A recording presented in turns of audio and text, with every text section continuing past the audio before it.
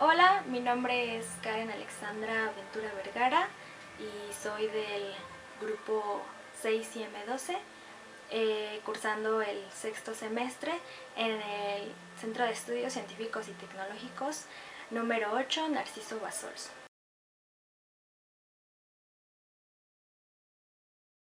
Física fundamental se llama unificación a darnos cuenta que dos o más fenómenos muy distintos están descritos por la misma teoría, por el mismo conjunto de leyes. Varias veces ha acontecido que fenómenos aparentemente desconectados terminan teniendo un origen en común. El primer ejemplo de todo esto fue la unión entre la gravitación terrestre y la mecánica celeste que logró Newton con su teoría de la gravitación universal. La filosofía griega sostenía que las estrellas se mantenían fijas en el cielo gracias a una esfera celeste que no se movía, que era inmóvil. Newton probó que el movimiento de los planetas y de los objetos terrestres obedecen una ley universal, dando pie a la primera unificación dentro de la física. Otro de los casos paradigmáticos de unión de teorías físicas ocurrió debido a un descubrimiento de Hans Christian Oersted, llevando a su máxima expresión por el notable Michael Faraday. Su contribución fue muy crucial. Consistió en darse cuenta de que una brújula colocada cerca de un cable por el que circulaba una corriente eléctrica desviaba su aguja de la dirección del norte. Oersted hizo el descubrimiento mientras daba una clase donde él mismo mostraba que no había relación entre electricidad y magnetismo, el 21 de abril de 1820. Faraday y su investigación acerca de la electricidad y el magnetismo en 1931 descubrió la inducción electromagnética. Podemos decir que es el efecto complementario de lo que Oersted había observado y consiste en el hecho de que un imán es capaz de inducir corriente eléctrica en un conductor si se mueve de una manera apropiada. Este fenómeno se convirtió en una de las leyes básicas del electromagnetismo y la unificación de estos dos fenómenos. Para los físicos, el ejemplo más paradigmático de una unificación lo constituye el establecimiento de las ecuaciones de Maxwell. En ese entonces, Maxwell pensaba que las ecuaciones que describían por complemento el comportamiento de la electricidad y el magnetismo eran las siguientes, donde E es el campo eléctrico, B el campo magnético y el triangulito al revés, los puntos y las X significan un poco de operaciones matemáticas muy complejas. Maxwell notó que había una asimetría en la forma de las dos ecuaciones de abajo. Tenía algunos argumentos que le hacían sospechar que estaba faltando algo en estas ecuaciones y, como físico matemático, sabía que no había que perder si agregaba un término a las ecuaciones. Así propuso que éstas en realidad debían de tener la siguiente forma. Combinó todas las ecuaciones en una sola y obtuvo una ecuación que precedía la existencia de ondas, que tenían la velocidad que se le había medido a la luz. En 1865 se unifican los fenómenos asociados a luz, electricidad y magnetismo en una misma teoría, descrita en un sencillo conjunto de ecuaciones. Se entiende a la luz como radiación electromagnética y que los parámetros que definen cada fenómeno por separado están relacionados. En 1905, Einstein formula la teoría de la relatividad espacial para unificar electromagnetismo, mecánica newtoniana. En este nuevo paradigma, espacio y tiempo están relacionados, haciendo del espacio-tiempo un objeto dinámico que se curva, se encoge y se expande. Una vez dominado suficiente el campo de la cuántica y avanzado el conocimiento de los procesos nucleares, se empezaron a proponer otros casos de unificación de fenómenos entonces desconectados, que no podrían tener ninguna unificación. En la década de los 30, un par de físicos describieron los dos mecanismos que funcionaban dentro del núcleo: la fuerza nuclear débil y la fuerza nuclear fuerte. La fuerza nuclear débil fue propuesta en 1933 por Enrico Fermi y la fuerza nuclear fuerte fue desarrollada por Hideki Yukawa en 1935. Fuerza nuclear fuerte mantiene unidos a los protones y los neutrones dentro del núcleo atómico. La fuerza débil explica formas de decaimiento de los núcleos y el extraño beta. En 1968, Sheldon Lee, Glaslow y Abdus Salam y Steven Weinberg presentaron una teoría que unificaba la fuerza electromagnética y la fuerza nuclear débil. Los llamaron bosones W y Z, que de hecho son W positivo, W negativo. En el caso electromagnético, donde tenemos que las partículas que interactúan son aquellas con carga eléctrica, en física clásica a estas partículas actúan a distancia, a través de campos electromagnéticos. Sin embargo, en la física moderna, ellas en realidad interactúan mediante el envío de fotones, partículas mensajeras de la interacción electromagnética. Los referimos con la letra Y y son parte de la familia de los bosones. En el caso de la interacción débil, los mensajeros W y Z tienen masa y de hecho son muy pesados. Los W pesan un tanto como 87 protones juntos y los Z tanto como unos 97 protones juntos, a diferencia de los fotones, que carecen de masa. Debido a las partículas mensajeras con gran masa, sostuvieron que ésta podía existir de una manera virtual dentro del núcleo, es decir, violando la conservación de la energía por periodos de tiempo extremadamente pequeños, y a esto se conoce como interacción electrodébil. En 1919, Theodor Kaluza, matemático alemán, se encontraba trabajando con la recién publicada Teoría General de la Relatividad de Einstein en 1915. Para comprender profundamente las propiedades, agregó una dimensión espacial más al espacio-tiempo de Einstein. Y después de poner ecuaciones de la gravedad, resultó que sin agregar nada, con nuevas ecuaciones que describían otra fuerza aparte de la gravedad. Estas ecuaciones resultaron ser las mismas ecuaciones de Maxwell. Pero sin embargo, en este tiempo, estas leyes entraban en conflicto con la mecánica clásica. Para compatibilizarlas, los científicos mantuvieron vigente la idea del movimiento absoluto.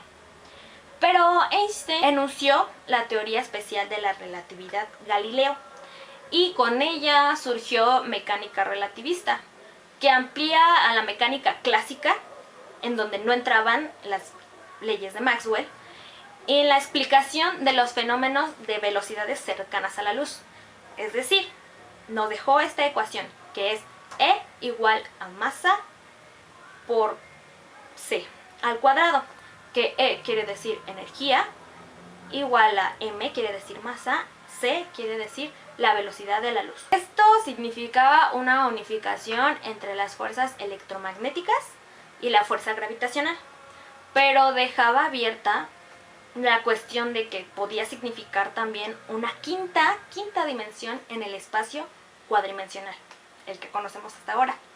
Años después, Oskar Klein, un matemático sueco, refinó la teoría de Kaluza y sugirió que esta otra dimensión existía en verdad, pero que estaba enredada. Según las ideas de Kaluza y Klein, en cada punto del espacio hay más dimensiones, pero estas están curvadas sobre sí mismas, una sobre otra, pero con una hipotética progresión hacia geometrías más complejas en cada punto de nuestro universo. Desde la década de 1980, las nuevas teorías de unificación tratan de rescatar estas ideas y mezclar la gravedad, la interacción electrodébil y la fuerza fuerte, proponiendo que nuestro universo En realidad tiene 10, 11 o 26 dimensiones. El argumento es que la mayoría de estas dimensiones están altamente curveadas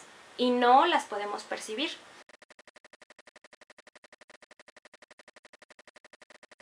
El modelo estándar de la física de partículas es una teoría cuántica de campos basada en las ideas de unificación que vimos anteriormente y simetrías que describen la estructura fundamental de la materia y el vacío, considerando las partículas fundamentales como entes irreducibles. Ejemplo, 6 quarks, 6 leptones y sus partículas. Y estas partículas portadoras de fuerza como el fotón. Pero también explica, pero no unifica, 3 de las 4 interacciones fundamentales: electromagnetismo, interacción nuclear fuerte y interacción nuclear débil, dejando la gravedad fuera, o sea, aparte.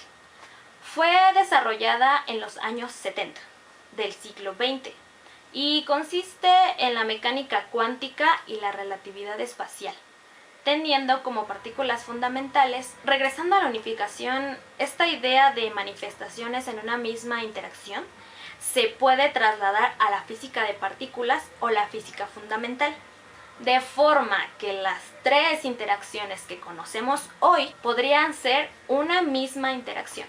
La cosa es que sabemos que la intensidad de las interacciones, el comportamiento de las interacciones es distinto dependiendo de qué energía. Por ejemplo, podemos hacer una gráfica en la que pintamos en función de la energía la intensidad de las interacciones. Interacción fuerte, que sería esta. La interacción débil, esta. Y la interacción electromagnética que tenemos aquí, que se comportan de distinta forma en energía. Entonces, a energías bajas, como lo son la energía del muón y la energía del LHC, se comportarían de esta manera.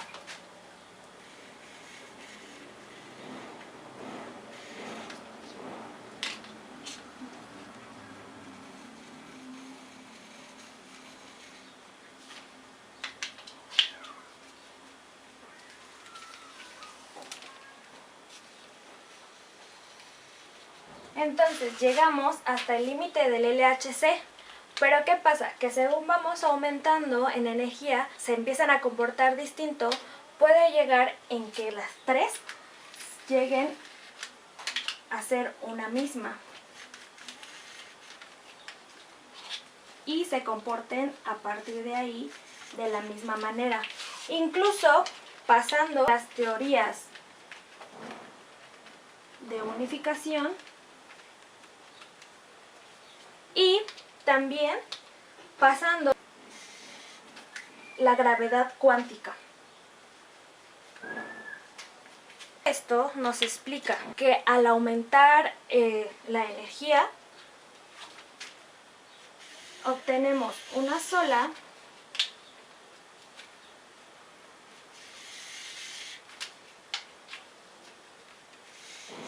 si nosotros hacemos que estas interacciones lleguen a hacerse a altas energías en un acelerador de partículas como es el LHC, entonces podemos llegar a lo que fue un límite en específico, que si retrocedemos en el tiempo llegaríamos a lo que fue el Big Bang.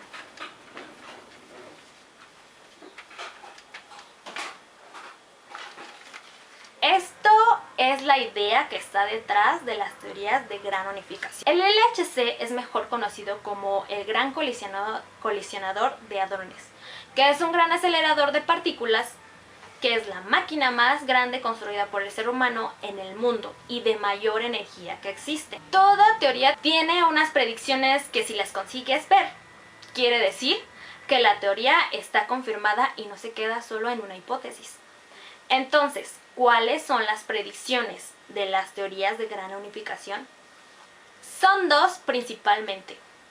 La primera es que esta fuerza puede, digamos, hacer que se hablen entre sí partículas que en el modelo estándar, con las 3 fuerzas fundamentales, no pueden hacerlo.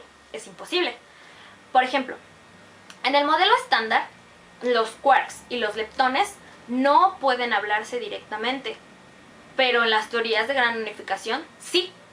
Precisamente por esto, porque de alguna forma esta fuerza grande que unifica las tres mezclaría propiedades de todas las fuerzas. La segunda es que la desintegración del protón es otra predicción de las teorías de gran unificación, y de hecho no la vemos porque estamos hechos de protones y no vamos por ahí por la vida desintegrándonos. Quiere decir que las teorías de gran unificación están mal porque, bueno, todavía tenemos mucho que buscar. Si hay partículas nuevas, como las partículas supersimétricas, como estos nuevos mediadores, tenemos que medir bien la desintegración del protón con más precisión, y con esto podremos saber si las teorías de gran unificación se pueden confirmar o no. A principios de los 60 se creía tener un conocimiento aproximado de la estructura de nuestra galaxia. Una galaxia espiral formada por dos grandes subsistemas, el halo y el disco, con propiedades de movimiento químicas y morfológicas. El disco galáctico, donde se sitúa el Sol, presenta unas estructuras en la que las estrellas giran ordenadamente alrededor del centro, una química más evolucionada y estrellas muy jóvenes, incluso en formación, que dibujan los brazos espirales. El halo, con un bajo contenido de elementos químicos pesados, un movimiento desordenado y simetría esferoidal, constituye la componente más vieja de la galaxia. Contiene los elementos más viejos de nuestra galaxia, cuyo estudio de modo de fósiles permite la reconstrucción del nacimiento y evolución de la Vía Láctea. Los astrónomos Huygens, Lynden-Bell y Sandage en 1962 descubrieron una aparente correlación con el contenido de elementos pesados de las estrellas y la excentricidad, que les llevó a proponer lo que podríamos llamar ahora el modelo tranquilo. Una nube de gas y en rotación sufre un colapso mientras va formando estrellas. La primera generación de estrellas no contiene elementos pesados y sus órbitas son muy elípticas. La segunda generación se forma a partir de gas residual, enriquecido con los elementos expulsados por las primeras supernovas. Las clasificaron en tres tipos fundamentales. El primero son las espirales, como nuestra Vía Láctea. Están formadas por un núcleo envuelto en una esfera central llamada bulbo y un disco con brazos espirales, una variedad de inclinaciones, con bulbos mayores y menores y con diferentes tipos de brazos espirales. Las irregulares no tienen núcleos dominantes y tienen formas asimétricas. Un claro ejemplo son las nubes de Magallanes, las dos galaxias más aproximadas a la nuestra, las elípticas, en 3 dimensiones. Son sistemas semejantes a un balón de rugby. No presentan detalles estructurales aparte de un núcleo concentrado, alrededor del cual se observa una nebulosidad cuyo brillo decrece suavemente hacia el exterior. Constituyen la población dominante de cúmulos de galaxias, y al menos alguna de ellas podrían formarse o podrían haberse formado por la fusión de 2 o más galaxias. Los choques entre estrellas son prácticamente inexistentes, están tan lejos que no podrían haber un choque entre 2 o más, debido a las grandes separaciones estelares. Sin embargo, mayor parte de las galaxias viven en comunidades. Esto lo hacen a distancias cortas, en forma de pares, grupos o cúmulos, y sufren al menos colisión en sus vidas. En estos choques se encuentran 10 a la 39 toneladas de estrellas y gas, a velocidades de 700.000 kilómetros por hora y con tamaños de 80.000 años de luz. Podría ser imposible que un choque suceda entre estas, sin embargo, existen.